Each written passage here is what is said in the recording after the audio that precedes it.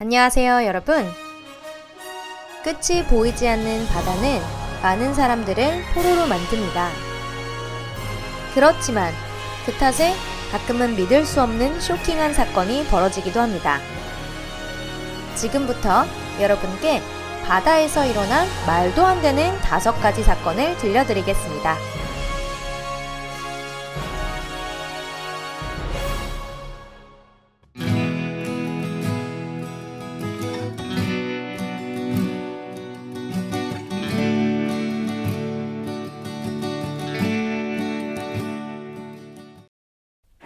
호세 알바렌가의 상상을 초월하는 모험.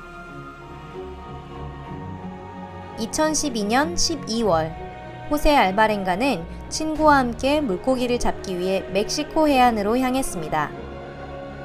하지만 폭풍우를 만나는 바람에 보트 엔진이 망가져 둘은 먼 바다까지 떠내려가고 말았습니다.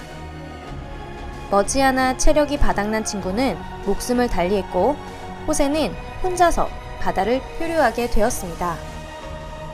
1년 넘게 보트로 바다를 헤매면서 살아있는 물고기나 바다 거북이를 먹고 또 자신의 소변을 마시며 그렇게 살아남았습니다. 비가 내릴 때는 빗물을 모아서 마셨습니다. 뜨거운 태양을 피하기 위해 물고기를 보관하는 상자에 숨기도 했습니다. 14개월 후 호세가 탄 보트는 마셜 제도에 닿았습니다. 즉, 그가 보트로 이동한 거리는 10,000km 이상에 달했던 것입니다. 많은 사람들이 이를 그저 만들어낸 이야기라고 생각했습니다. 이렇게까지 먼 거리를 표류한 보트로 430일 동안이나 이동할 수 있을 리가 없다고 생각한 것입니다. 그러나 이런 사람들의 의심과는 달리 멕시코 정부는 2012년 12월 실제로 2명의 어부가 행방불명이 되었었다는 사실을 발표했습니다. 유리병 속의 예언서. 1897년 5월, 브라질군의 한 선원이 순시선 알가우라호에서 바다를 정찰하고 있던 도중 메모가 들어있는 병을 하나 발견했습니다. 메모에는 바다의 영웅이라는 이름의 배에서 폭동이 일어났었다고 써 있었습니다. 2등 항해사가 썼다고 기록되어 있었던 메모에 따르면 선장은 살해당했고 선장의 보좌 역할도 배에서 바다로 던져져서 버려졌다는 것이었습니다. 2등 항해사는 아마존 강의 입구에 배를 세우라고 강요당했습니다. 그 메모에는 빼앗긴 배의 좌표가 써 있었습니다. 브라질 순찰선은 곧바로 항로를 바꾸어 구조에 나섰습니다. 얼마 지나지 않아 수평선 위로 빼앗긴 배의 모습이 보이기 시작했습니다. 브라질군은 즉시 반란을 일으킨 폭도들을 무장해제시켜 체포하고 포로들을 풀어주었습니다. 바다에서 주운 메모를 읽고 브라질군의 순찰선이 구조하러 왔다는 것을 알았을 때 바다의 영웅호의 2등 항해사는 매우 놀랐습니다. 사실은 이 2등 항해사는 메모를 쓴 적이 없고 또한 그에게는 메모를 쓸 기회조차 없었다는 것이었습니다. 영국에서 바다의 영웅호의 재판까지 가서야 그 메모의 수수께끼가 풀렸습니다.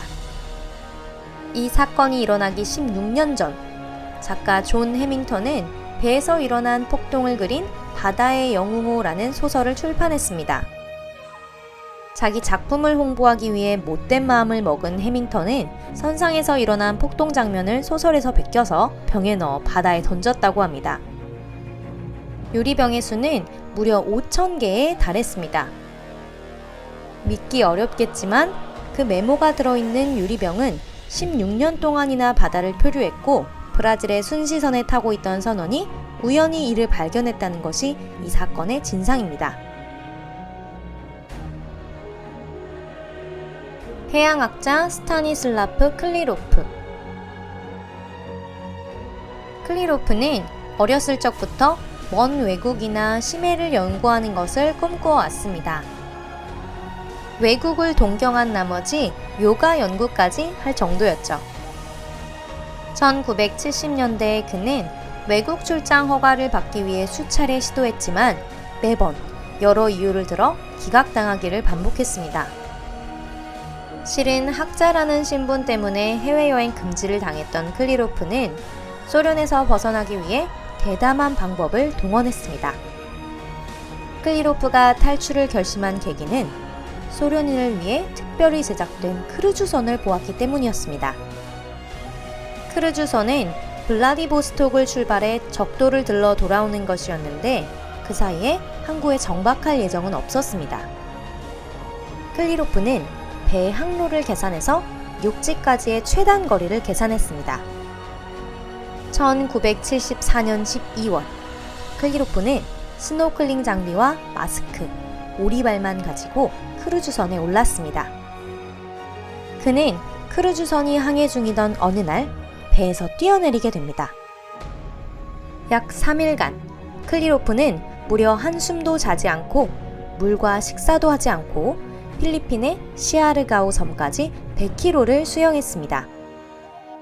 12년간의 요가 수행과 체력 관리를 한 성과가 이 전대미문의 대장정을 가능케 한 것입니다. 짧은 심사기관을 거쳐 클리로프는 누나가 사는 캐나다로 향했고 그 후 평생을 보낸 이스라엘에서는 어렸을 적의 꿈을 이루어 여러 해양 탐험에 참가했습니다. 필라델피아 실험 1943년 10월 미국 해군은 기상천외한 실험을 했습니다. 구축함 엘드리지호가 한순간에 모습을 감추어 수백 킬로 떨어진 곳에서 나타난 것입니다. 당초 이 실험은 기뢰나 어뢰의 레이더가 배의 존재를 감지하지 못하도록 자기장을 없애는 소자 현상을 일으키기 위해 시행된 것이었습니다. 그 때문에 매우 강력한 자기장을 만들었는데요. 왜인지 이때 엘드리지호는 호련히 모습을 감춘 것입니다. 이 현상이 일어났을 때 목격자들은 배가 초록색을 띤 안개에 감싸져 있었다고 증언했습니다. 181명의 승무원 중 무사 귀환한 사람들은 21명에 불과했고 나머지 27명은 말 그대로 선체에 몸이 빨려 들어가 배의 일부가 되고 말았습니다. 군 관계자는 이 사건을 공식적으로 인정하지 않았습니다. 또한 이 사건이 정말 일어났다고 주장하는 사람들이나 완전히 만들어낸 이야기라는 사람들이 나타나 논란이 일었습니다. 진상이 어떻든 바다에서 일어난 이 신기한 사건의 수수께끼는 지금까지도 풀리지 않았습니다.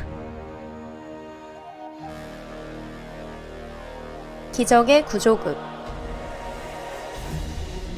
작은 요트를 가지고 있던 한 남성이 바다에 나가려고 합니다. 이때 그는 앞으로 자신이 목숨을 건 싸움을 할 것이라고는 생각지도 못했을 것입니다. 출항 몇 시간 뒤, 남성은 보트 안에 물이 새어 들어온다는 것을 깨달았습니다. 물의 유입을 막을 수 없다는 것을 깨달은 뒤, 남성은 구명보트를 내리고 SOS 신호를 보냈습니다. 구조를 기다리던 중에 그가 탄 보트 주변에 거대한 상어가 관심을 보이고 다가왔습니다. 상어는 코로 보트의 밑바닥을 들어올리기 시작해 선체를 물었고 배는 곧 전복될 위기에 처했습니다. 30분에 달하는 전투 끝에 한 포경선이 다가와 작살로 상어를 쫓아 포획하는 데 성공했습니다. 기진맥진해진 이 남성은 무사히 육지에 도착했고 거대한 상어는 그 후 언덕으로 올려졌습니다.